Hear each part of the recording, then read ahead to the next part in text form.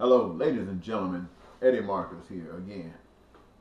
I have to ask the question, what kind of fool am I to think that Eddie Marcus can become a senator, a United States senator from the state of Minnesota, and ultimately become the president of the United States of America? What kind of fool am I? I remember some time ago I had a friend who said the best thing that black people could do for their liberation was to pack their bags and go to Africa. And to that, I would say, what kind of fool would think that American blacks would go to Africa? And it seems more reasonable thinking that than Eddie Marcus becoming senator and president of the United States. That's a question that's on my mind. I think about the vision that I've been given, a vision of peace and prosperity and happiness for everybody in America. But this is not a new vision. I've held this vision for some 30-odd years. I've sought the office as a write-in because Republicans and Democrats cannot envision such a wonderful dream or way of life as this for all people. So I run as a write-in. I sought the office of president at least 3 times as a write-in, even against Obama, Bill Clinton, George Bush, Dukakis. And no one has paid any attention. I sought the office of governor of the state of Minnesota and mayor of the city of St. Paul, Minnesota, and mayor of the city of Woodbury, Minnesota. And even in those efforts, no one paid me any attention. And I've gone as far as committing crimes against the people of the state of Minnesota in an attempt to get attention. So thinking that if people heard what I'm saying, they would accept it and understand and support it. Having no money, the system is set up in such a way that my voice will never be heard. But in my thinking, something as beautiful as this that I articulate would just catch wildfire and run all over the country.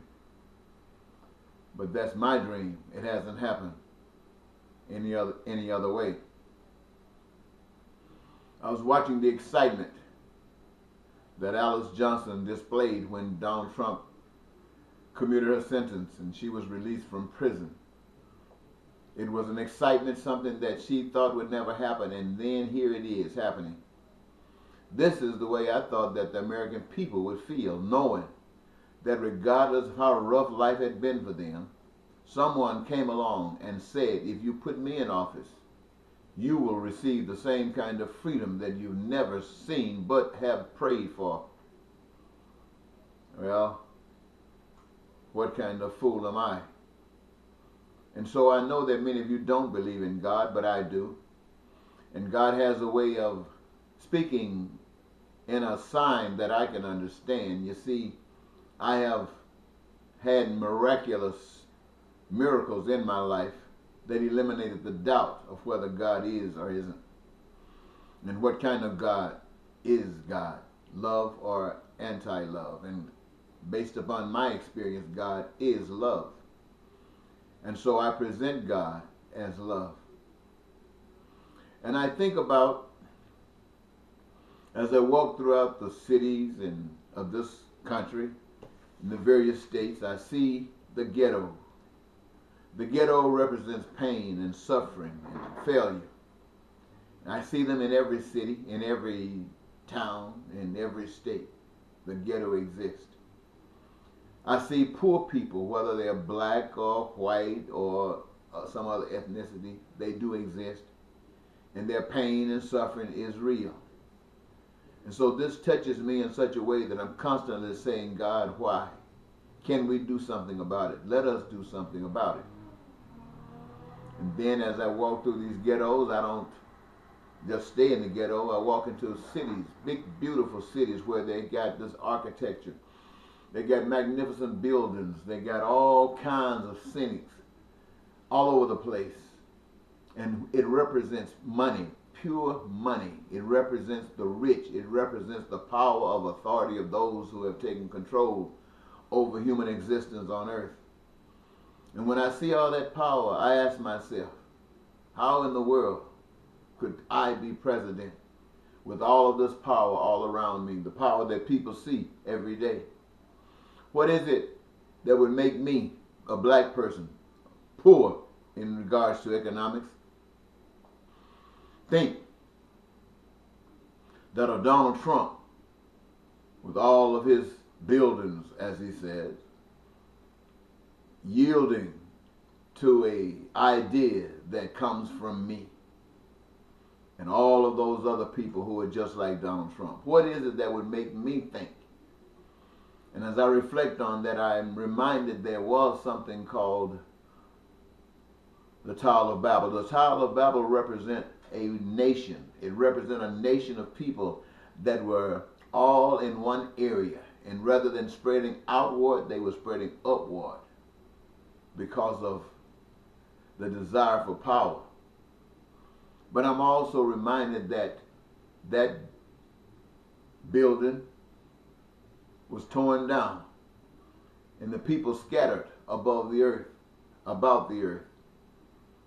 And so if the Tower of Babel in all of its magnificence could be brought down, then all of the power of big buildings and money and all of that which we have given power and authority to can also come down. Not that this is the case, this is not the dream, this is not the ambition, but it is a fact in reality. And so if it happened, what would it mean to those who had all the money? What would it mean to those who said they had all the power? What would it mean to those who said that they were more important than any others? I think about that, but still it doesn't make me get rid of that thought that says, what kind of fool am I?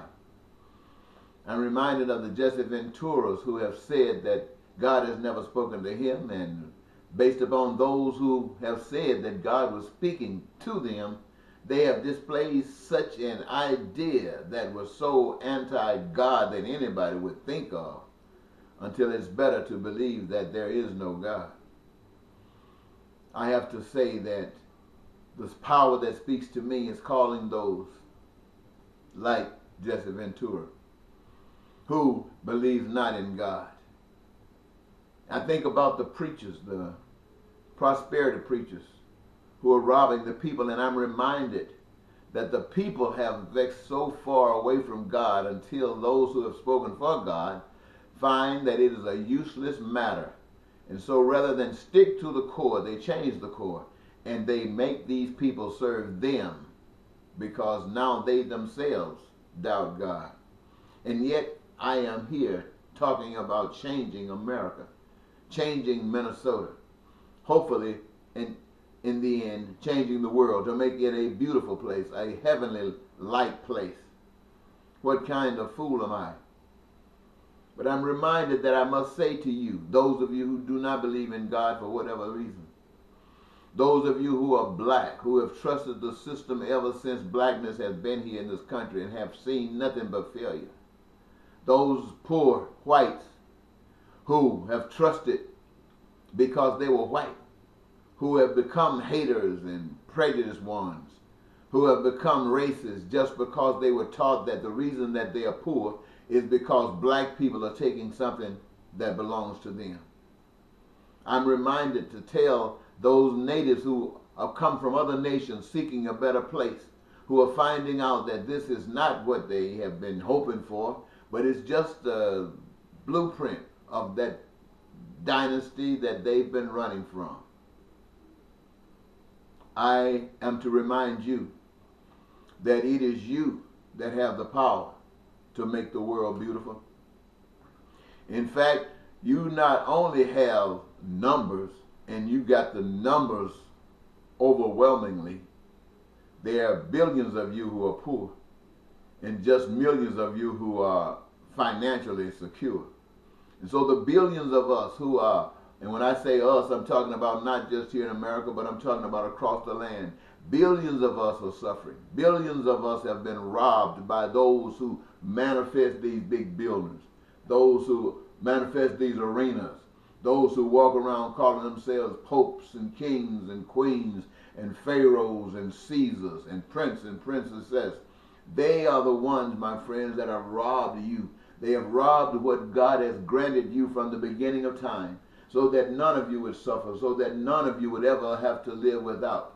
They are the ones, my friends, that have victimized you. And you have the authority. I speak to you to tell you today that you have the authority to take back your power. Take it back from them and let them keep their buildings if they want it.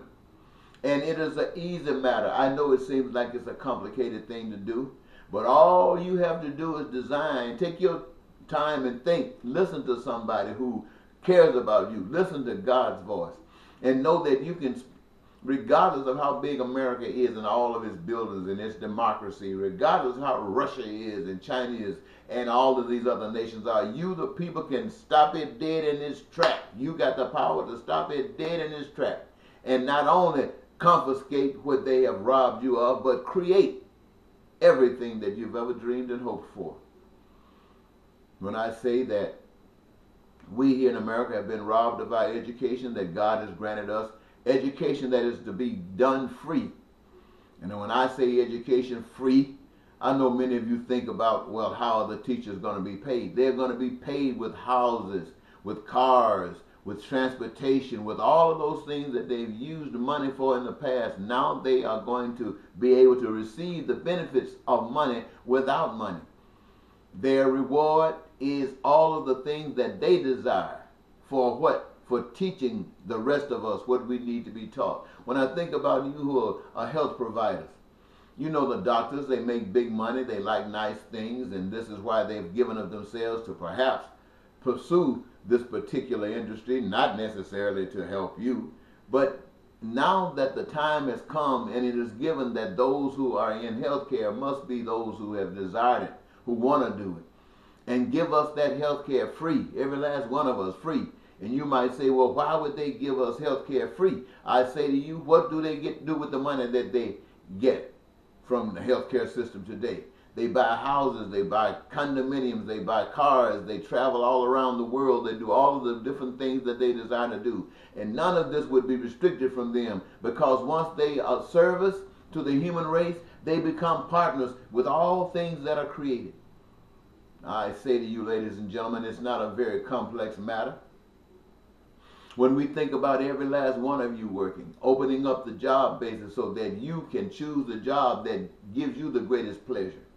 Whether it's sports, whether it's entertainment, whether it's technology, whatever it is, it's open to you to apply yourself, and the education system to make you better or support you to be better at whatever it is you've been given to do, and the healthcare system to keep you healthy. And all of us have put our hands, and we have already made everything that exists. It's just that we're being robbed by a system that uses money to trick us. When we remove that money out and let our service be that which enables us and qualifies us to benefit from all that is made, then and only then will we find peace. Then and only then will we find ourselves prosperous.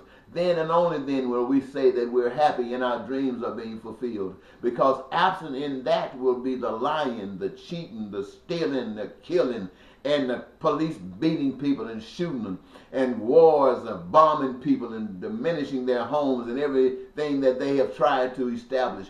All of that will be over, and it will be an expression of you, the people who have made a decision that you're not going to continue down the path that you've been going down, and that you are going to try a different way.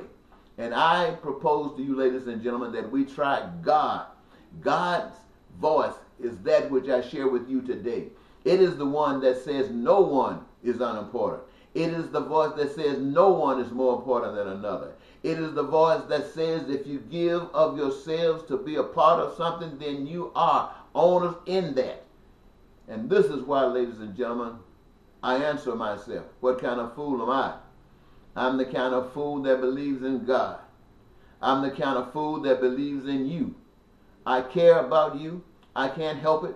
I want these things for myself. I want these things for you. And the only way that these things can happen for all of us is if we change and try God's way and stop being a fool ourselves.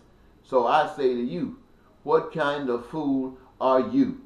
And one last thing for those of you who think that I have been fooling you, that I'm trying to put a mockery on you, I want you to know this. Donald Trump is just the beginning. And you see what Donald Trump is doing to this nation right now. And all you can do is sit back and talk about it. All you are doing is making jokes about it on television. All you are doing is hoping that Mullen can come up with something that's going to impede everything that this man is doing. That's our hope. Our hope is a prayer unanswered. Now I'm trying to tell you, Donald Trump might escape this thing. And if he does, it's because of you. You brought Donald Trump into this. And if he does, you can bet your last money the next one will be 2 times more dangerous than the current Donald Trump. And what will you lose? You'll lose not only your freedom of First Amendment, you'll lose not only your freedom to assemble and do the things that the Constitution has warned us about. You'll lose it all. And you'll be walking around here in this nation a slave like the black people were when they were brought over here from Africa in chains. You will be just like that, black, white, and every other ethnicity right here. You'll be slaves to those who call themselves the mighty, the ones with the dollar. And the dollar is just a bait that's used to trap you, to catch you by the rulers behind the curtain. So ladies and gentlemen, I thought I'd give you that to share what my vision for America is and to explain to you what kind of fool am I. Thank you.